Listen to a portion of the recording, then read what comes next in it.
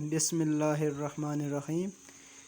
Assalamualaikum. My name is Mahmood Ghaznavi and you are watching my YouTube channel Physics with Ghaznavi. तो आज हम FSC part 2 के second year physics जिसका title है electric field and electric field intensity.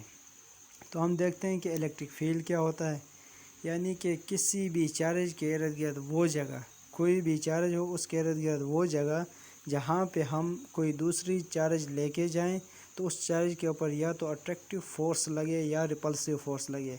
उस charge के उस इर्द गिर्द जो जगह होगी, जो रीजन होगी, उस जो स्पेस होगी, उसको हम क्या कहते हैं, इलेक्ट्रिक फील्ड कहते हैं।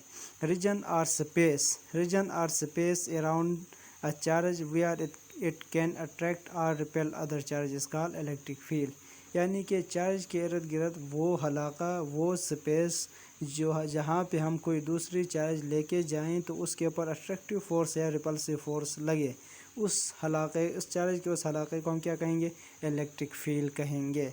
तो यहाँ पे एक चार्ज है, सोर्स चार्ज है, इसके इर्द गिर्द क्या बन गई, इसकी इलेक्ट्रिक फील्ड बनी है। इस इलेक्ट्रिक फील्ड के अंदर मैंने एक टेस्ट चार्ज लेके गया, ये जो टेस्ट चार्ज मैं लेके गया हूँ, इस टेस्ट चार्ज के ऊपर ये क्या करेगा, रिपल्सिव फोर्स लगाएगा। अब ये इस फील्ड के अंदर, यानी कि इस चार्ज के इर्द गिर्द जो है वहाँ पे ये फोर्स लगाएगा। अगर फ़र्ज़ करो यहाँ पे मैं एक दूसरी चार्ज लेके जाऊँ तो इसके ऊपर कोई अट्रैक्टिव और रिपल्सिव फोर्स नहीं लगेगी इस चार्ज की वजह से, क्योंकि ये आउट ऑफ फील्ड है। और मैंने कहा भी ये है कि अगर हम इलेक्ट्रिक फील्ड के अंदर चार्ज के इर्द गिर्द वो हलाका जहाँ पे हम कोई दूसरी चार्ज लेके जाएं तो तब जो चार्ज, उस चार्ज के ऊपर जो फोर्स लगाएगी, अट्रैक्टिव फोर्स हो या रिपल्सिव फोर्स, उसको हम क्या कहते हैं, इलेक्ट्रिक फील्ड कहते हैं। तो इलेक्ट्रिक फील्ड ये आ गई है। उसके बाद हम देखते हैं कि इलेक्ट्रिक फील्ड इंटेंसिटी। इलेक्ट्रिक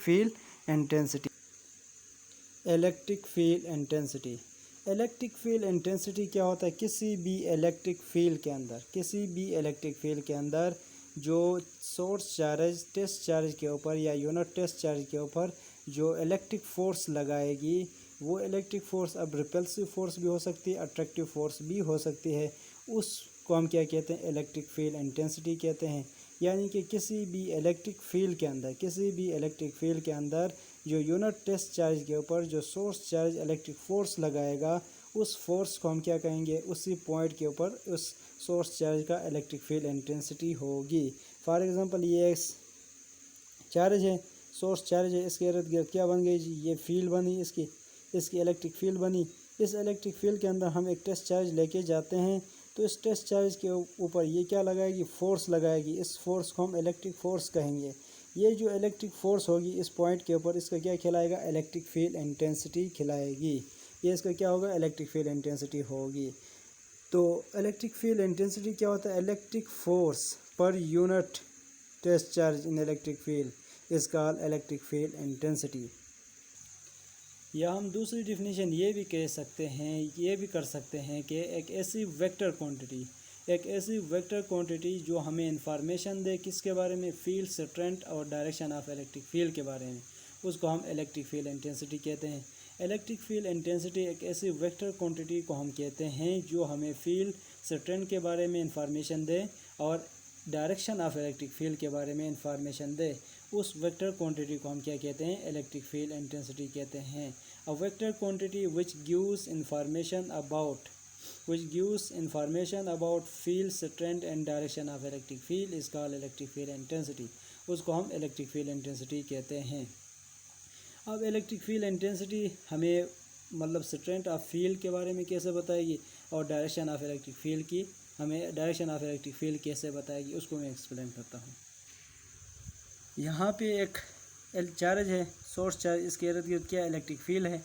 इस इलेक्ट्रिक फील्ड के अंदर मैं क्या लेके जा रहा हूँ, एक टेस्ट चार्ज लेके जा रहा हूँ, तो इसके ऊपर कोई इलेक्ट्रिक फोर्स लगेगा। अब ये जो इलेक्ट्रिक फोर्स होगी उसको हम इलेक्ट्रिक फील्ड इंटेंसिटी कहते थे। अब मैंने कहा था कि इलेक्ट्रिक फील्ड इंटेंसिटी एक वेक्टर क्वांटिटी है जो हमें इंफॉर्मेशन देता है, किसके बारे में इंफॉर्मेशन देती है, फील्ड स्ट्रेंथ और डायरेक्शन ऑफ इलेक्ट्रिक फील्ड के बारे में। अब देखें यहाँ पे इस पॉइंट के ऊपर मैं टेस्ट चार्ज लेके जाता हूँ तो यहाँ पे इसके ऊपर रिपल्सिव फोर्स इस वक्त ज़्यादा होगी बनिस्बत इस पॉइंट के मुकाबले में। इस पॉइंट के मुकाबले में इस पॉइंट के ऊपर जो इलेक्ट्रिक फील्ड इंटेंसिटी होगी वो ज़्यादा होगी। वजह यह है कि हम आगे इंशाल्लाह नेक्स्ट लेक्चर में इसको डिटेल में समझेंगे भी। इलेक्ट्रिक फील्ड इंटेंसिटी जो होती है वो ड्यू टू पॉइंट चार्ज, एक पॉइंट चार्ज की वजह से जो इलेक्ट्रिक फील्ड इंटेंसिटी होगी वो डिस्टेंस के स्क्वायर के साथ इन्वर्सली प्रोपोर्शनल है। डिस्टेंस के स्क्वायर के साथ इन्वर्सली प्रोपोर्शनल होती है, यानी कि जो डिस्टेंस किसके दरमियान में सोर्स चार्ज और जहाँ पे टेस्ट चार्ज लाई करता है उनके दरमियान में जो डिस्टेंस है उसके स्क्वायर के साथ इन्वर्सली है। तो यहाँ पे डिस्टेंस इस पॉइंट पे कम है और इस पॉइंट पे ज़्यादा है, तो हम कह सकते हैं कि इस पॉइंट के ऊपर इलेक्ट्रिक फील्ड इंटेंसिटी की स्ट्रेंथ ज़्यादा होगी, इलेक्ट्रिक फील्ड की यहाँ पे स्ट्रेंथ ज़्यादा होगी। और बात अब किसकी रह गई, डायरेक्शन ऑफ इलेक्ट्रिक फील्ड।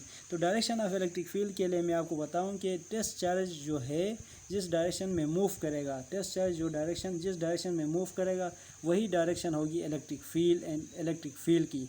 यानी कि जिस डायरेक्शन में टेस्ट चार्ज मूव करेगी उसी वही डायरेक्शन होगी किसकी, इलेक्ट्रिक फील्ड की भी। यहाँ पे सोर्स चार्ज है हमारे पास पॉजिटिव और टेस्ट चार्ज हमेशा होता ही पॉजिटिव। कन्वेंशनली इसको लिया गया है, ठीक है ना, ये कन्वेंशन है, ये रिवाई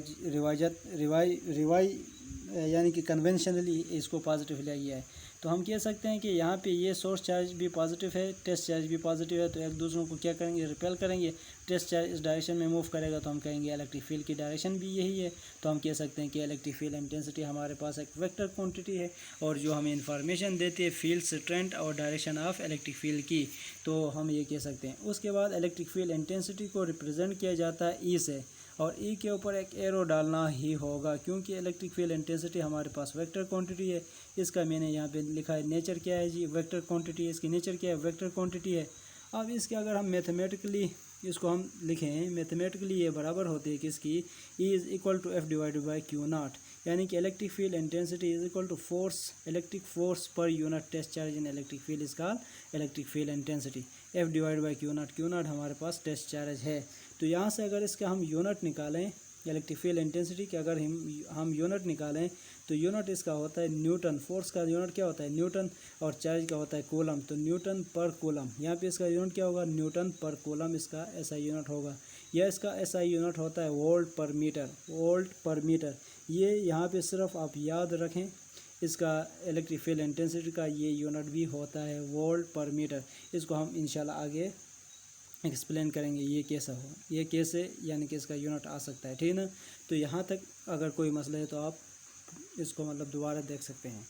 तो यहाँ उसके बाद हम बात करते हैं डायमेंशन की। अगर हम बात करें डायमेंशन, तो डायमेंशन इसकी होती है M L T inverse cube A inverse. इसकी डायमेंशन क्या होती है, M L T inverse cube A inverse इसकी डायमेंशन होती है किसकी, इलेक्ट्रिक फील्ड इंटेंसिटी की। इसका जो डायमेंशन है इलेक्ट्रिक फील्ड इंटेंसिटी की वो क्या है, M L T inverse cube A inverse है। ये इसकी डायमेंशन कैसे M L T inverse cube A inverse आ जाती है वो मैं आपको बताता हूँ। तो फोर्स जो है वो हमारे पास बराबर होता है किसका, एम ए, यानी कि Newton second law of motion. तो हम देख सकते हैं कि एम का जो यूनिट होगा वो क्या होगा, केजी, और एक्सेलरेशन बराबर होती है मीटर पर सेकंड स्क्वायर, इसके बराबर होती है। उसके बाद अगर हम चार्ज को देखें, charge multiply current multiply by time होता है। तो यहाँ से अगर हम इसकी डायमेंशन निकालें तो क्या हो जाएगा, इसकी डायमेंशन क्या होगी, एम एल आ जाएगा मीटर के लिए, एम एल टी पहले से यहाँ पे इन्वर्स है तो टाइम और टाइम मल्टीप्लाई करेंगे तो इन्वर्स क्यूब आ जाएगा जब ऊपर जाएगा तो ये। उसके बाद हमारे पास जो करंट है इसका यूनिट होता है एम्पियर, जब ये नीचे से ऊपर जाएगा तो ये पर एम्पियर हो जाएगा। तो इसका ये डायमेंशन है M L T inverse cube A inverse is the dimension of electric field intensity. उसके बाद टेस्ट चार्ज हम देखते हैं। टेस्ट चार्ज हमारे पास एक हाइपोथेटिकल चार्ज है। टेस्ट चार्ज हमारे पास क्या एक फर्जी चार्ज है जिसका एक यूनिट मैग्नीट्यूड होता है, और इसको हमेशा ये बात याद रखें, कन्वेंशनली इसको लिया गया है पॉजिटिव लिया गया है, ठीक है ना, अपनी आसानी के लिए। टेस्ट चार्ज जो है वो हमारे पास एक फर्जी चार्ज होता है जिसका एक यूनिट मैग्नीट्यूड होता है। Hypothetical charge having unit magnitude is called test charge. अब हमने यहाँ पे मैंने एक पॉइंट आपके लिए लिखा है कि जो इलेक्ट्रिक फील्ड की जो डायरेक्शन होगी the direction of electric field is the direction in which test charge move. यानी कि जिस डायरेक्शन में यानी कि डायरेक्शन ऑफ इलेक्ट्रिक फील्ड वही होगी जिस डायरेक्शन में टेस्ट चार्ज मूव करे, जो मैंने आपको ऊपर भी कहा था। तो यहाँ तक अगर किसी को कुछ मसला है तो कमेंट सेक्शन में आप पूछें, इंशाल्लाह मैं आप लोगों के क्वेश्चन का आंसर करूँगा। दूसरी बात ये है कि इसके बाद इंशाल्लाह हम फिर नेट इलेक्ट्रिक फील्ड इंटेंसिटी देखेंगे, फिर उसके बाद electric field intensity due to a point charge देखेंगे। आज तकरीबन एफएससी पार्ट 2 का जो सेकंड ईयर केमिस्ट्री है उसका लेक्चर, और फिर एफएससी पार्ट 1 फिज़िक्स का जो लेक्चर है वो तकरीबन अपलोड नहीं हो सकता, नेट का भी इशू है। तो अगर यहाँ तक किसी का कुछ मसला है तो वो कमेंट सेक्शन में इसे पूछें। अगर आप मेरे चैनल पे नए हैं तो चैनल को सब्सक्राइब करें और बेल आइकन के बटन को भी प्रेस करें। इसे शेयर करें। अगर कोई मसला फिर भी रह जाए तो आप मुझसे कमेंट सेक्शन में पूछ सकते हैं, इंशाल्लाह मैं आपको आंसर करूँगा। तो तब तक के लिए खुदा हाफिज़।